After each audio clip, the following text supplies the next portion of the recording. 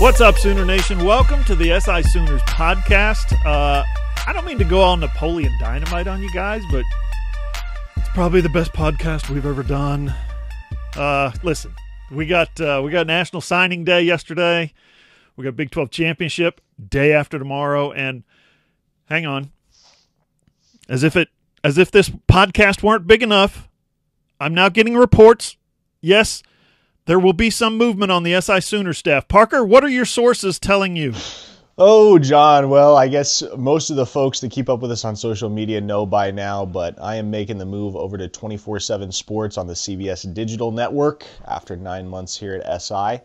So I'll be making that transition over the back half of December, and by January 1st, I will be full tilt over there. So just want to express to everybody, first off, thank you so much for your support over the 9 months that John and I have been tag teaming this deal on allsooners.com over at SI. Want to thank you all for continuing to listen to and watch our podcast, as well as read and share the articles that we churn out for you every day and every week over on All Sooners. And by the way, I don't know if he'll give me another opportunity to say it, so I just want to say it now. John Hoover is a true stallion and one of the finest men I've ever gotten the chance to work alongside and learn from.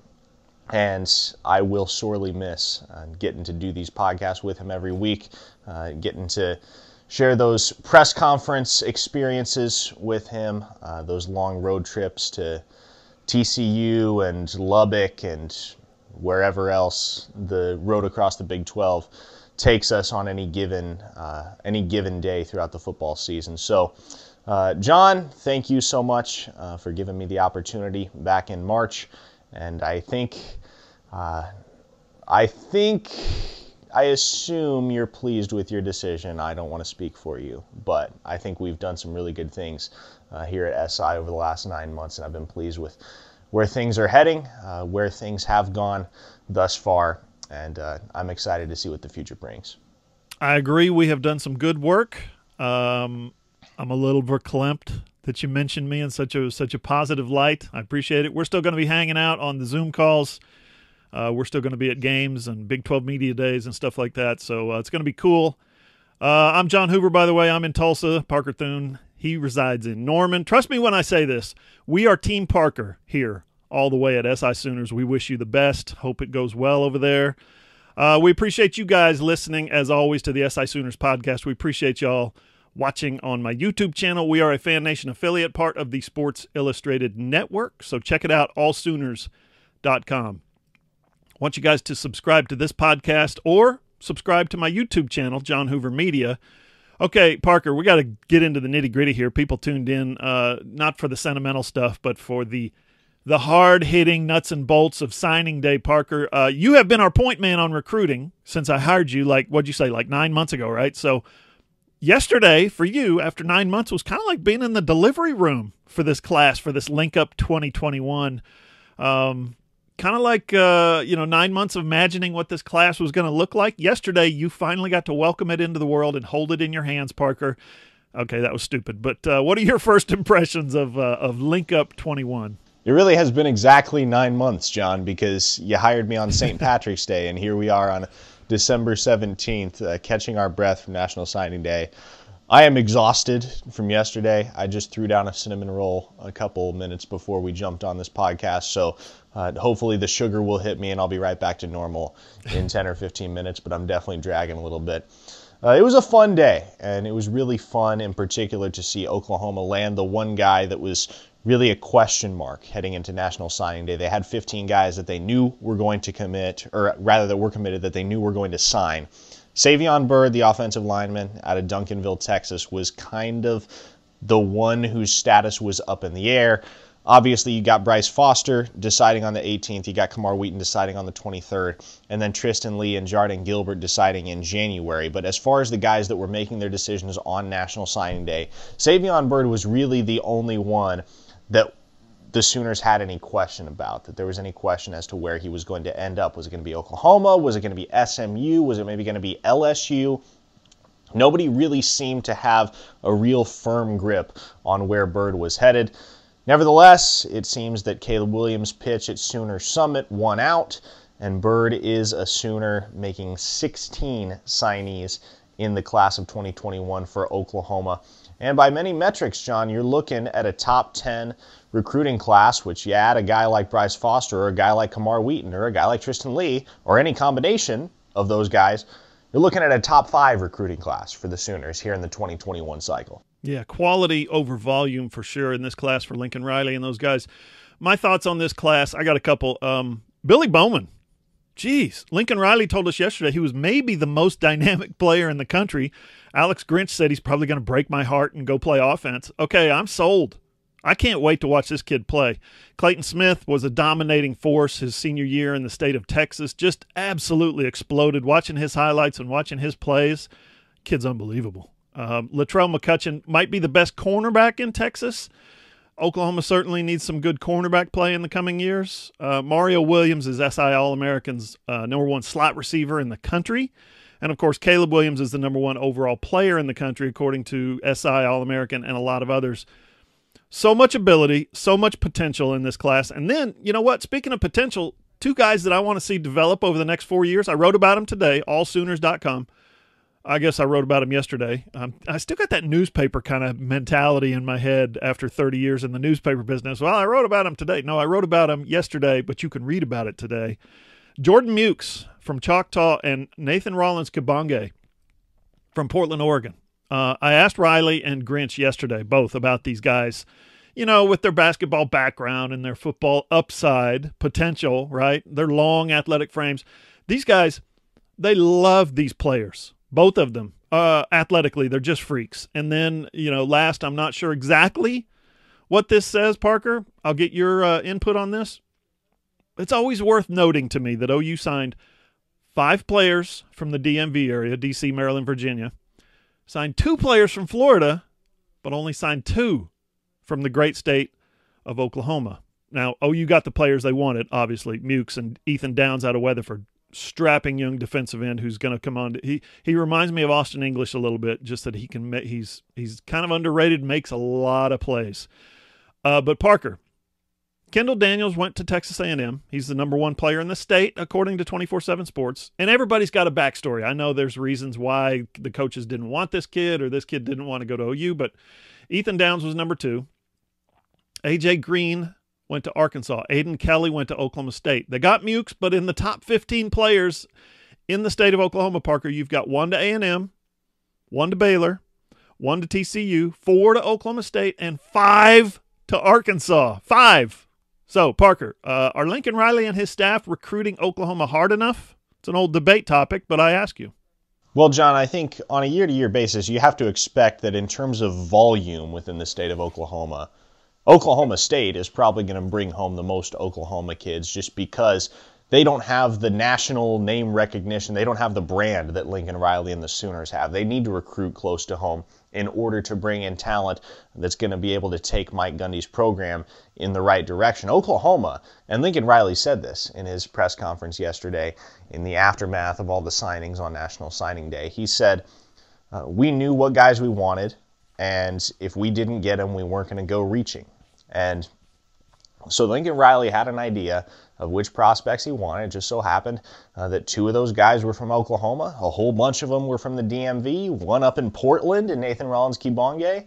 And it's evidence, John, that Lincoln Riley is building a recruiting monster, I think, at the University of Oklahoma. The fact that he can go all over the place geographically and say, I want this guy, I'm going to go get him. I want this guy, I'm going to go get him, whether that's in Florida, whether that's in Washington, D.C., whether that's in Arizona. You think about him going to land Spencer Rattler from Arizona, California, Portland for Rollins-Kibonge.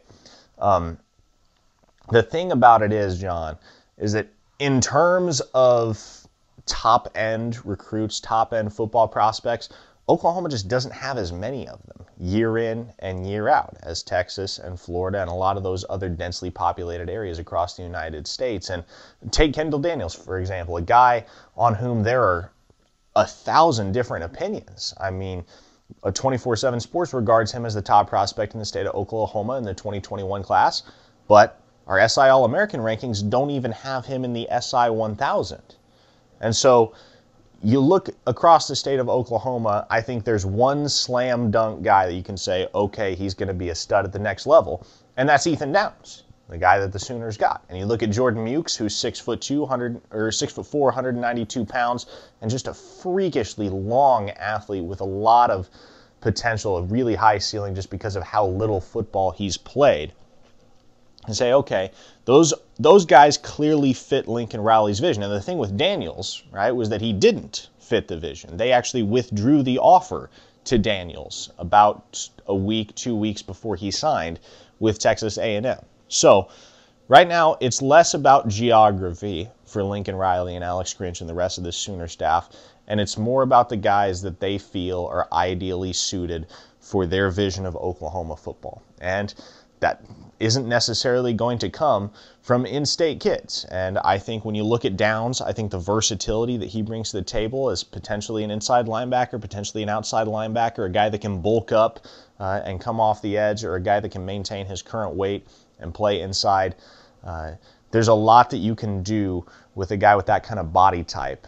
And it's very similar with Jordan Mukes back in the secondary. 6'4", 192, but he could bulk up, he could slide down to play linebacker, or he could be this big old roving safety on the back end of Alex Grinch's secondary. And so for me, I think it's all about what the coaching staff sees, what kind of potential they can unlock in these guys in the future. And I don't think any of these guys fit a particular mold. When you look at all the signees for Oklahoma in this class, they're all their own athlete. They're all very much their own player.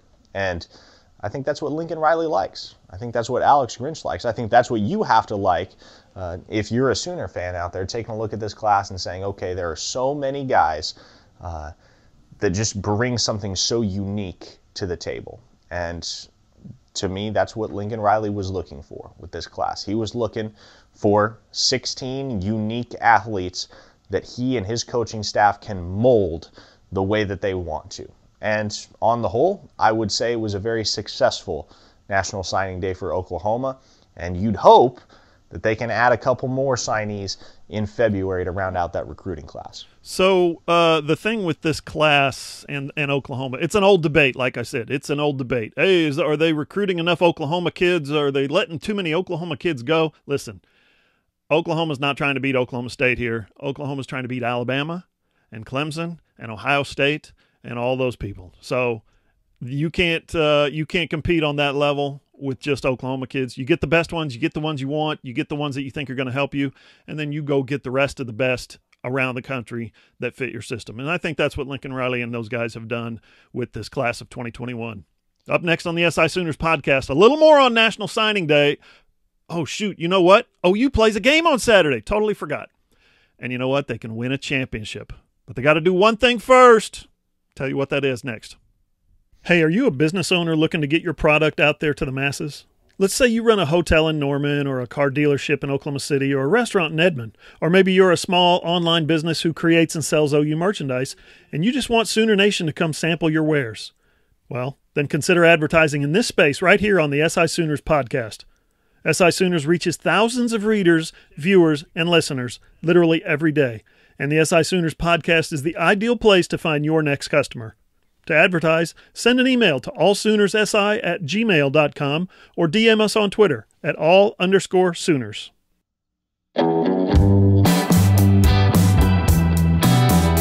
Follow SI Sooners on Twitter at all_Sooners. Follow Parker at Parker Thune. I'm at John E. Hoover. Go ahead and follow Parker, even though he's leaving next month. He's going to continue to do great work covering the Sooners. So, no matter where he is, give him a follow. Our website, allsooners.com. We are a Fan Nation affiliate, still part of the Sports Illustrated network. Remember, for now, all of our content is free. We got no memberships. We got no subscriptions. We got no credit cards. Just click and enjoy. Find the video version of this here podcast over on my YouTube channel, John Hoover Media. And remember, if you could help me out here, I'd appreciate it. If you're watching us on the John Hoover Media channel, this channel is going away pretty soon. Don't know when, but all my stuff is going to be over at this channel. So please Jump up there real quick and subscribe. We appreciate it. Okay, Parker, before we finish up with National Signing Day, we got to break down Saturday's rematch, grudge match, death match, Big 12 death match. It's OU, it's Iowa State. It's 11 a.m. Saturday. ABC, that's Channel 8 in Tulsa, Channel 5 in Oklahoma City. You guys know where to find it. I keep seeing these comments on Facebook.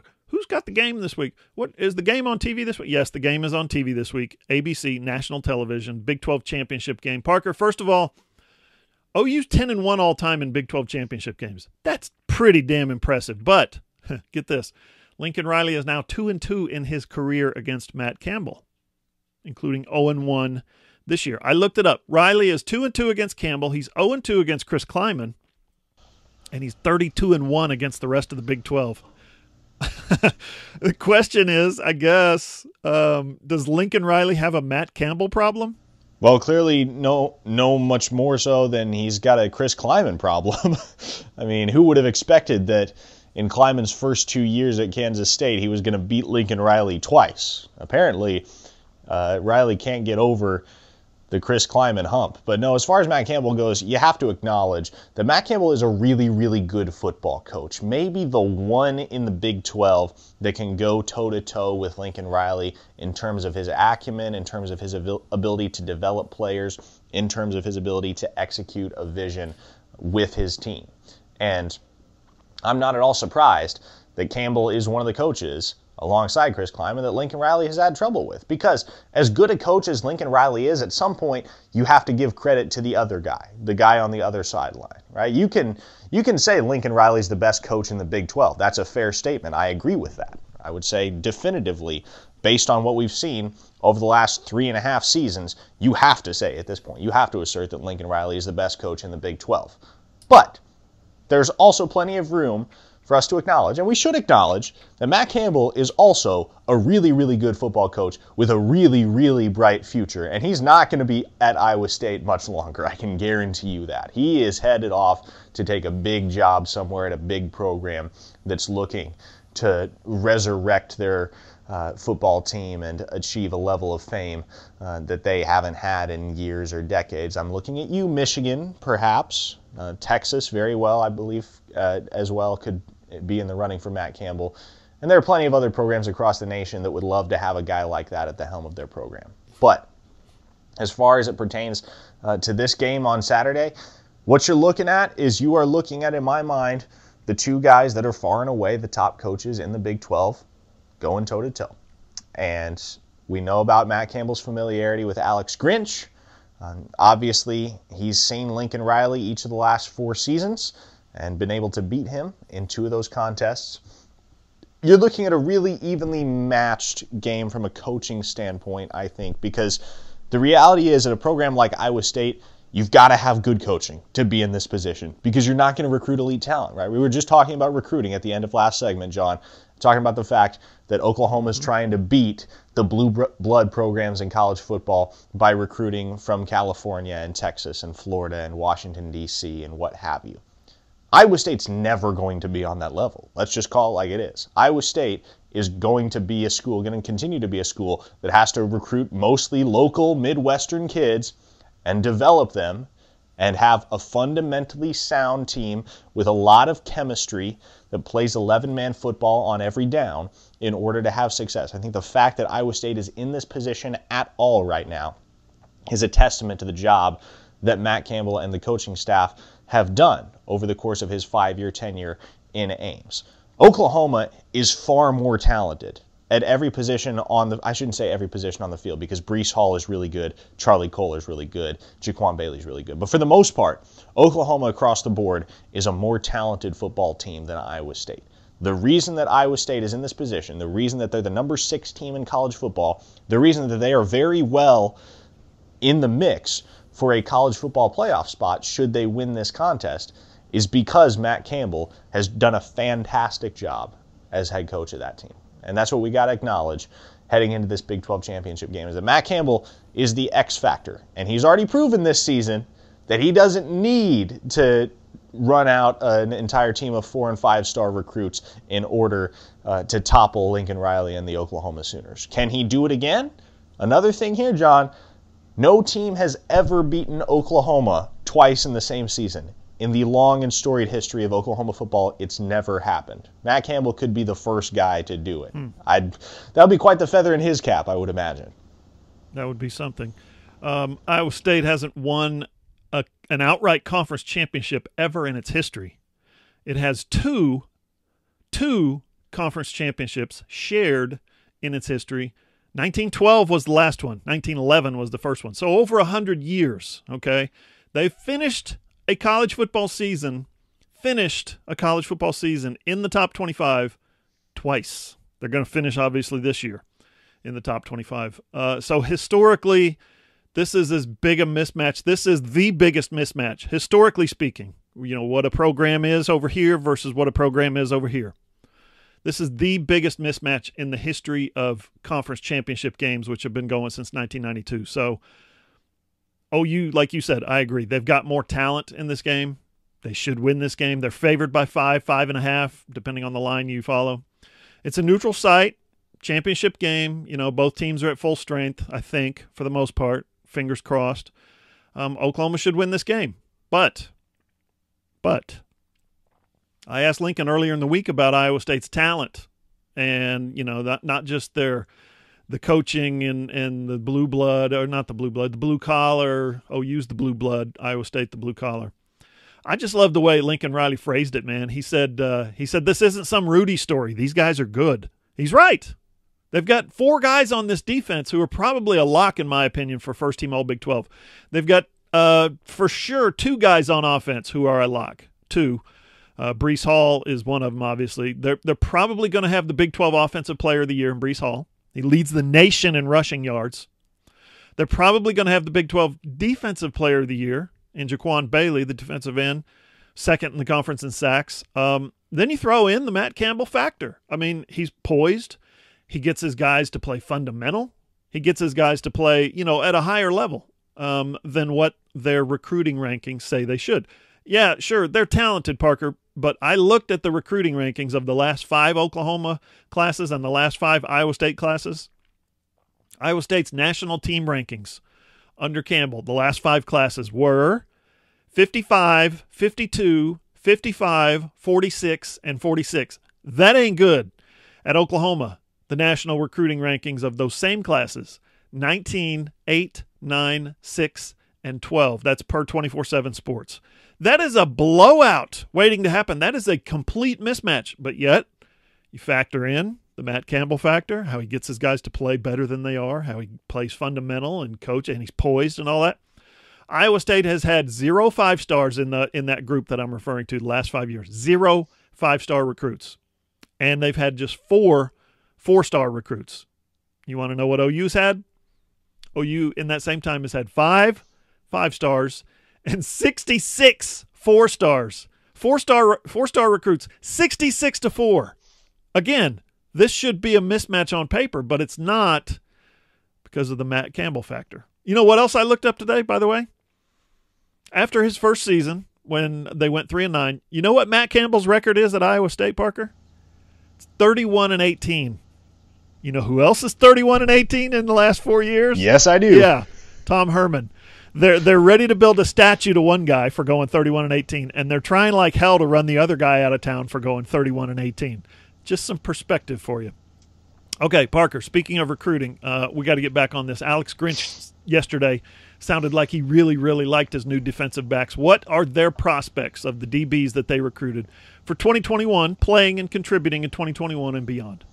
Yeah, well, you got to start with Latrell McCutcheon because our SI All-American rankings love McCutcheon. I've talked to John Garcia Jr., our director of recruiting at SI, extensively about McCutcheon because he's ranked so much higher, number 72 overall in the SI 99, than any other recruiting service. And McCutcheon is intriguing because he missed his entire junior season because of a torn ACL. So Garcia's projections are based mostly on McCutcheon's performance as an underclassman, and they really are projections of where McCutcheon could end up. He believes that the guy has a really high ceiling, and you look at him play the cornerback position. He's come back very strong as a senior from that injury, and it lends some optimism that maybe he could be ready to play cornerback for Oklahoma as early as next year. And he's not going to be rushed into action with how deep the Oklahoma secondary is. But I wouldn't be at all surprised if McCutcheon, similar to what you've seen from DJ Graham and Josh Eaton this year, if he earns some snaps here and there next year as a true freshman. Now, Damon Harmon is a guy that I love. And he has been one of the fastest rising prospects in the entire country over the last year and a half. His coverage skills are off the charts. He's long, he's athletic, he knows how to use his hands. He's just tremendously refined as a defensive back. And he's a great run defender, too, which is kind of a lost art amongst defensive backs. I tell you what, I look at Delarian Turner-Yell as one of those guys for Oklahoma, a guy who's not afraid to come downhill and defend the run. I see a lot of the same traits in Damon Harmon. I'm really excited to see what he can do in Alex Grinch's secondary. So you got McCutcheon, you got Harmon. We already talked about Jordan Mukes. And then you've referenced it, John. There's very much a chance that Billy Bowman sees action in the secondary too. Now, I believe he's going to play offense if I had to place bets, just because one of the reasons I should say that he decommitted from Texas was because Texas wanted him to play only defensive back. And so I think with that in mind, Bowman's probably looking to get some snaps on the offensive side of the football. But hey, we saw Trajan Bridges play both sides of the ball in 2019, and we could see something very similar with Bowman, especially if he is, as Lincoln Riley said, the most dynamic athlete in the country in this class. Up next on the SI Sooners podcast, we got more football, history in the NFL, and a little bit of basketball. Hey there, loyal listeners. Parker Thune here with SI Sooners. Are you a business owner looking to get your product out there to the masses? Let's say you run a hotel in Norman, or a car dealership in Oklahoma City, or a restaurant in Edmond. Or maybe you're just a small online business who creates and sells OU merchandise, and you want Sooner Nation to come sample your wares. Consider advertising in this space right here on the SI Sooners podcast. SI Sooners reaches thousands of readers, viewers, and listeners literally every day. And the SI Sooners podcast is the ideal place to find your next customer. To advertise, send an email to allsoonerssi@gmail.com or send us a direct message on Twitter at @all_Sooners.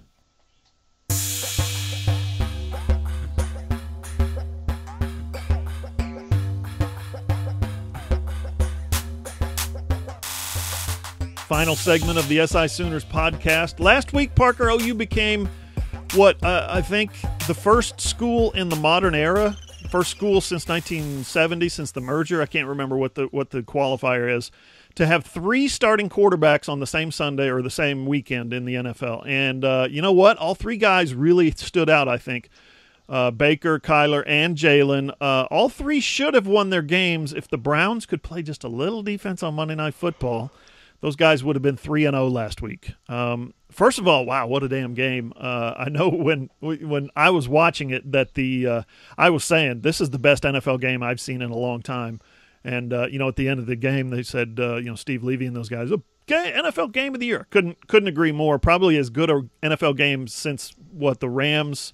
Remember the Rams Super Bowl year when they beat the Chiefs like 50-48 or whatever that was? That was entertaining.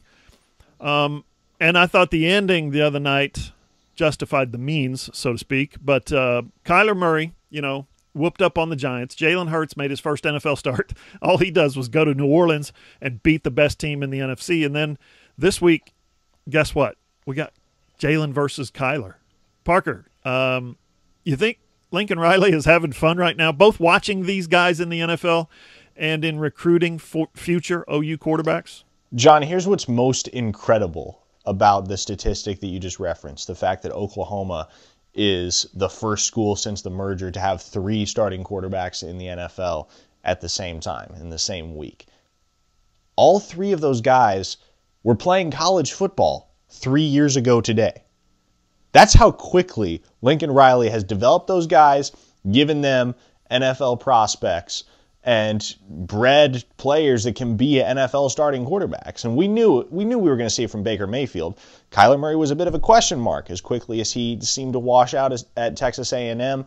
He was really looking for a fresh start when he came to Oklahoma, and he got that, and he exploded and ultimately won the Heisman Trophy in Lincoln Riley's system. And then Jalen Hurts was potentially even more of a question mark than Murray because he'd proven that he was productive, But when he came to Oklahoma, I don't think anybody looked at that guy and said, yeah, he's going to be an NFL starting quarterback one day. Even after his phenomenal season last year at the helm of the Oklahoma offense, John, I'll admit, I was right there saying, I don't think Jalen Hurts is an NFL starting quarterback, at least not immediately. He's got a lot of development that he needs to achieve before he's ready to produce and play on that level.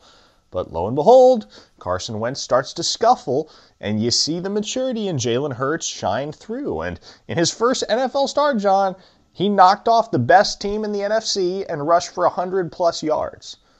What Lincoln Riley has been able to do with quarterbacks at the University of Oklahoma in the course of not even 4 full seasons at the helm is nothing short of amazing, John. It's unreal. I don't know that there's any coach in college football that a quarterback prospect would rather play for than Lincoln Riley. And we heard as much from Caleb Williams, right? Caleb Williams, even after Brock Vandagriff committed to Oklahoma upwards of a year ago, Caleb Williams was still in conversations with Lincoln Riley saying, I'm willing to walk on at Oklahoma. I'm willing to come to Oklahoma, walk on, and compete with Brock Vandagriff for the starting job at Oklahoma. That's how much of an influence Lincoln Riley has. That's how big of a name he is among the top quarterback prospects in the country. That's how highly regarded he is among guys that are looking to take their talents and take their arm to the collegiate level. The fact that the number 1 quarterback in the 2021 class, John, by a long shot, too, and I've gone on and on about Caleb Williams, but the fact that Caleb Williams, when he could have picked up the phone, called any college coach in the country, said, I want to come play for you, and they would have made a way for it to happen. The fact that he was willing to set all of that aside and walk on without a scholarship at the University of Oklahoma and compete with Brock Vandagriff for the starting job. That tells you all you need to know about Lincoln Riley's reputation as a quarterback whisperer. And that's what he is, John. He is the quarterback whisperer in college football. And you don't need to look any further than the 3 guys that he has put in the NFL over the last 3 seasons, all of whom are now starting on potential NFL playoff teams. Yeah. Man, Parker, it's unbelievable. You're right. When you put it into broad perspective, I want you to think about this. The knock on Lincoln Riley was he can only, he does that with other people's quarterbacks, right? Transfer quarterbacks. Number 1, he's recruited the number 1 quarterback in the country the last 2 years, okay? So there's something to that, right? The other thing is, if you had asked me after each one of their freshman years, okay, Kyler at Texas Tech, Baker at Texas Tech, Kyler at Texas A&M, and Jalen at Alabama. If you had asked me maybe when they were being recruited, okay, Baker was a walk-on. Kyler was the best player in the history of Texas, right? But he was only 5'9", 5-ish, 5'9"-ish, 5'10". And Jalen was this great and wonderful leader, but he was kind of a one-dimensional quarterback going to Alabama, right? Bringing Alabama something that they'd never had before, someone who could run the read option. If you had asked me, hey, you think those guys will be starting in the NFL quarterback as rookies? I'd have said, you're freaking crazy. There's no way Baker Mayfield at Texas Tech or at a high school, or Kyler Murray at Texas A&M or at a high school, 5'9", are you kidding me?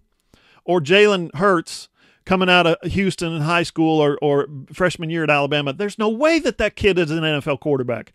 The definition of NFL quarterback has changed dramatically. And you know who's changing it? Lincoln Riley. It's unbelievable. He is taking guys that didn't succeed at their previous universities or didn't succeed enough. Baker didn't have a scholarship. Kyler was terribly unhappy and very mismanaged in that 3-headed quarterback system they had at A&M. And then Jalen, for all his gifts at Alabama, all the talent around him, all the offensive linemen, the receivers, the running backs, the defenses, when the opportunity came to play for Lincoln Riley, he got the heck out of there because he had lost his job to Tua, right? So to think what Lincoln has done with quarterbacks and putting guys in the NFL, the next level guys, it's unthinkable. It's never happened before. No, not one guy has had some quarterbacks. You see some quarterbacks come through NC State or Miami or various schools around the country, and they claim quarterback U. OU's doing it every year.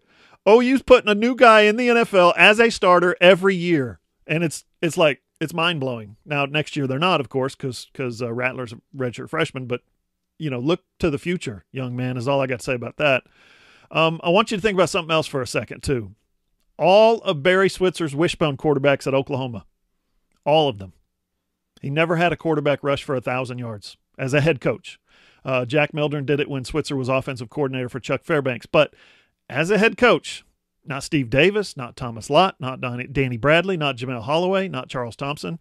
None of those guys rushed for 1,000 yards in the wishbone, running the ball 85, 90% of the time, 95% of the time sometimes. They never had a 1,000-yard quarterback. Under Lincoln Riley, Kyler Murray and Jalen Hurts both did it in back-to-back years. Mr. Air Raid, right? Mr. Air Raid, who throws the ball 100 times a game. Yeah, no. The perceptions on Lincoln Riley have changed. It's unbelievable that some of the things that he's done just in the last 3, 4, 5 years. Anyway, it's going to be fun to watch those guys go at it this week. Parker, before we get into hoops, I want to finish off the Big 12 championship game. You and I are both going to be there. We're both going to be writing and posting videos for allsooners.com. I think OU's going to win the game, Parker. I think the Sooners take care of the football and tackle Breece Hall just once in a while. I think it's a win. I do think it's two really good teams, but I think OU's depth and talent and experience in the championship game setting, I think that matters, and I think that makes a difference here. I know Lincoln can't wait to see what a difference that Ronnie Perkins and Ramondre Stevenson make against Iowa State. He didn't have them the last time. They ended up losing the game by 7 points. I think those guys put OU on another level competitively, and by that I mean they're not just the best team in the Big 12. I think those guys on the field when they're playing well, which they have since they've been back, I think those guys put OU in a much more elite tier talent-wise. Parker, who wins on Sunday and why? I'm uneasy about this one, John. I am, but I like Oklahoma simply because they've been here before. They've got Perkins and Stevenson back, which, as you mentioned, they didn't have them in Ames. And I think if Oklahoma, as long as they can make Iowa State one-dimensional on offense, as long as they can lock down Breece Hall, as long as that strong Sooners front four can get the push up front, keep Hall from bouncing outside and picking up chunk gains. If they have to put the ball in the game in the hands of Brock Purdy, I think Oklahoma's in a really, really good spot. And offensively, one thing to keep in mind here, John, you mentioned Lincoln Riley as the air raid guy, which is very much the perception of him for whatever reason. Lincoln Riley's offenses in his time at Oklahoma lean towards the run more so than the pass. Oklahoma runs more than they pass. And I think that's going to be the recipe for success for them on Saturday. If they can get Ramondre Stevenson the ball 25 times, and if Spencer Rattler doesn't have to throw the ball any more than 30 times, I think the balance on offense and the ability to control the pace and the tempo of the game are going to elevate Oklahoma to a victory in their 6th consecutive Big 12 championship. I agree. I agree with all those points, especially the Ramondre and Rattler kind of ratio of plays. If you can keep one under 30 and get the other one around 30, I think that's a winning formula for OU. Let's finish up with some basketball. OU beat ORU 79-65 Wednesday night. ORU looks solid to me. They look like a solid mid-major. They can shoot, they can score, they can get up and down the floor, but I think their talent is pretty obvious for that level. Okay, they're not just a slouch. They're better than they have been at that program, which is about 6 miles away from my house. But OU kind of handled them kind of methodically, I thought, pulled away, built a big lead, chip away, built back the big lead. So it was a nice game for OU. First of all, I thought OU got the thing that I leave yesterday's game with was the defensive boost that OU got from the addition of Elijah Harkless. Truly, we have no idea what his holdup was, or even if there was a holdup, thanks NCAA, right? But he missed the first 4 games after transferring from Cal State Northridge as a transfer. You're sitting out, you're redshirting, whatever. And then all of a sudden, the NCAA says, you know what? We got too many of these transfer waivers to review. We don't have enough resources. We don't have enough staff. We can't look at them all in a timely manner, in a manner that's fair to student athletes and the team. So we're just going to issue a blanket waiver, and poof, just like that, everyone's eligible, right? So Harkless, who had been practicing, since he transferred in, kid finally gets on the floor, and I'm telling you, Parker, he's a defensive ace. His, I think, first 4 or 5 possessions, he comes in, he slaps the ball off an ORU player out of bounds, gets the turnover. He closes out on a 3, and the shooter ends up hitting the side of the backboard. He rotates over onto someone else's man, forces a pass, and then he boxes out that guy and gets a defensive rebound, and then he dives on the floor for a loose ball. I'm not saying OU's defense wasn't any good before. I think they're okay. And I'm not saying, listen, Xavier wouldn't have rained down hellfire from the skies anyway. They probably would have. But what I am saying is the team that I watched play defense in Cincinnati the other night versus the team that I watched play defense in Norman last night looked quite a bit different with Harkless on the floor. Defense, if you think about it, was his calling card at Northridge, and I think he brings in kind of a defensive attitude, kind of that toughness, Parker. What did you see out of the games that you've covered this past week? Well, I think what stood out to me last night, John, I'm talking about the other transfer, Umoja Gibson, who came to Norman via North Texas and had all of his 14 points last night in the first half. Hit 4 of 7 3-point attempts. At one point went on an 8-0 run all by himself. And he's a guy that, when he's hot, is as good a shooter as Oklahoma has, save for Brady Manick, who has NBA potential. Let's call it like it is. That guy could play in the league one day. But outside of Manick, the Sooners really didn't have an elite outside shooter. Gibson can be that guy for them, and that's exciting for me to see in terms of where this team is headed, because obviously Harkless is a huge addition on the defensive side of the ball. Davion Harmon has been much improved. Austin Reeves is just a pure scorer, and Kirk Queth has seen a dramatic uptick in minutes from last season, and he's doing a lot with those minutes. And so where he's headed, I think, has got to be a big encouragement to Lon Kruger and his staff. But Gibson is going to be crucial for Oklahoma down the stretch, and that's because of that perimeter shooting ability that he provides. Because Manick isn't going to be able to get you 25 a night. It would be nice if he could, but as big, as athletic, and as good a shooter as he is, he's going to be the guy that opposing defenses key on, the guy that they're going to look to shut down. And when that happens, you need to be able to turn to somebody else and be able to get production from behind the arc in today's game. The Sooners really didn't have that last year, and that's one of the areas in which they came up short. That's one of the things that cost them in Big 12 play, is not having a shooter outside of Manick. They've got one now in Gibson, and with that in mind, I think you really got to look out for this Oklahoma team as one that could potentially go toe-to-toe with just about anybody in the Big 12 if they're on their game on any particular night. I just hope Manick doesn't cut his hair all season. I like the way the locks flow as he runs down the court. OU versus Houston Baptist on Saturday afternoon. Here's the deal.